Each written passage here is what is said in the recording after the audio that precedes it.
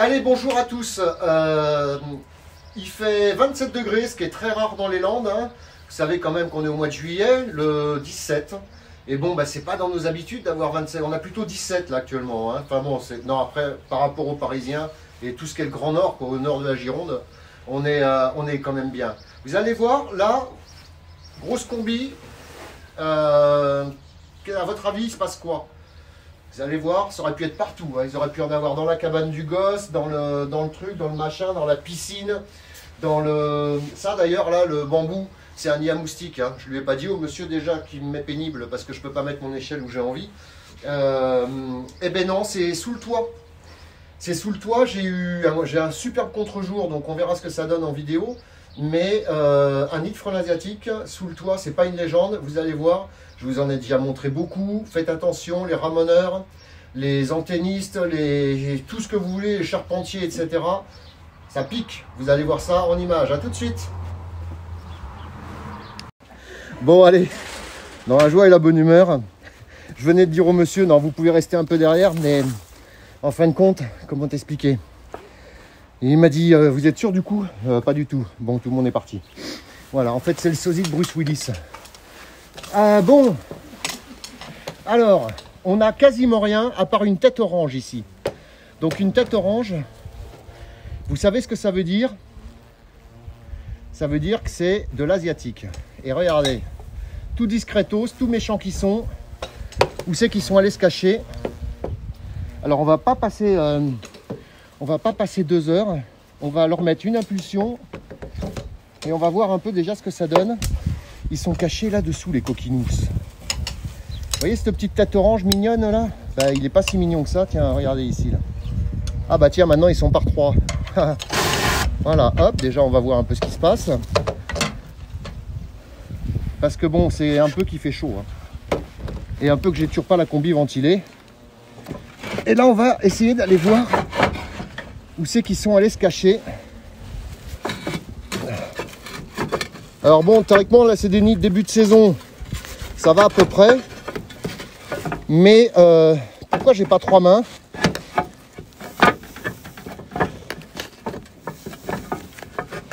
Ah. Alors, où est-il? Nous ne savons pas.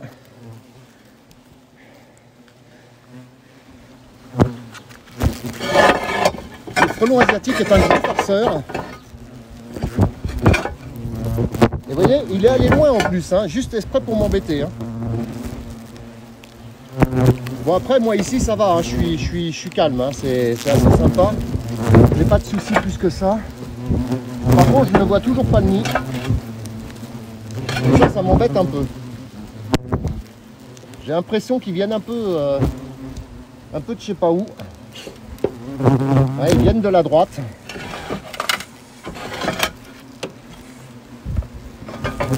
Ici tranquille. Hein. Vous voyez comme quoi ils peuvent être bien cachés. Et là, la première impulsion que j'ai mis ne sert strictement à rien. Puisqu'ils ne sont pas là.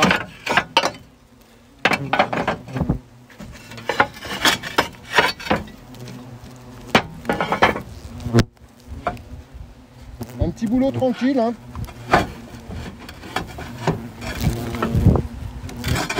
Heureusement que j'y suis pas allé en vareuse en fait.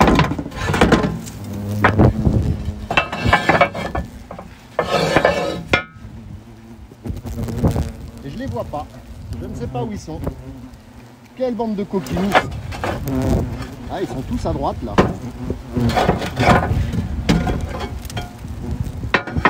Je pense que je sais où est le nid maintenant.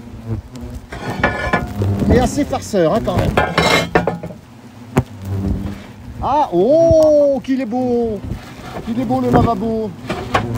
Qu'il est laid le bidet! Ça, c'était la blague à 2 francs. Alors, regardez-moi ça. Les frelons, ils rentraient... Les frelons, ils ont bougé l'écran, dis donc. Les frelons, ils rentraient ici. Et regardez où est le nid. Il est là. Et ça, c'est un beau ballon de foot. Hein. Là, on est OK. Donc, vous voyez, hein, comme quoi, des fois... Ah, ça, c'est traité. Le frelon asiatique devient un marcheur aussi. J'ai toujours tendance à dire que le frelon asiatique n'est pas spécialement un grand marcheur. Et bien vous voyez, encore une fois, il m'a fait faire une blague. Voilà, donc le frelon, il a fait 60 cm ou 80 environ. Puis ici, c'est encore pareil. Ça devient la guerre. Ça y est, c'est parti. Alors là, bon, bien sûr, hein, c'est ce que je dis souvent, surveillez bien l'aller-retour d'insectes d'un point fixe. Les propriétaires ne regardent pas toujours leur toit, hein, donc c'est à vous de le faire quand vous montez sur les toits. Faites attention, il y a vraiment beaucoup d'accidents avec ça. Ça, c'est un gros ballon de... Ouais, c'est un ballon de basket d'ailleurs. C'est plus un ballon de basket. Et là, vous montez sur le toit, et bien vous n'avez plus qu'à sauter. Alors bon, vous pouvez sauter dans la piscine, mais bon, c'est pas génial.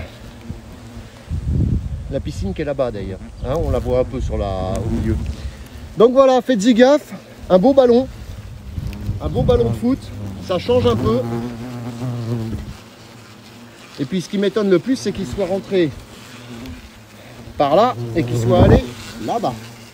Allez, sur ce, peut-être une petite musique de fin, on verra. Mais il fait bon, hein. Il fait bon. Allez. Bye bye, la suite au prochain numéro, à bientôt, je vais remettre les tuiles et puis fin de l'histoire. Saloperie, il s'est mis bien loin celui-là quand même, ça c'est pas poli Étienne, c'est pas bien. Tu regarderas 3 vidéos, d'accord. Vous voyez ce que je veux dire par rapport au coiffeur? Eh bien le coiffeur c'est mort, hein. Ça sert à rien, ma mise en pli elle est encore toute... Donc 10 minutes après on n'a plus rien, tout le monde est rentré au bercail, on est tranquille. Mais bon, faites gaffe quand même, le monsieur, je viens d'apprendre, il voulait passer le Karcher. Et puis il a une fille qui joue pas au ballon, elle aime pas le foot. C'est un choix, hein. Moi non plus d'ailleurs. On s'en fout, d'accord. À bientôt, la suite au prochain numéro. Faites gaffe, sous les toits, ça pique. Pouh là là. Ciao.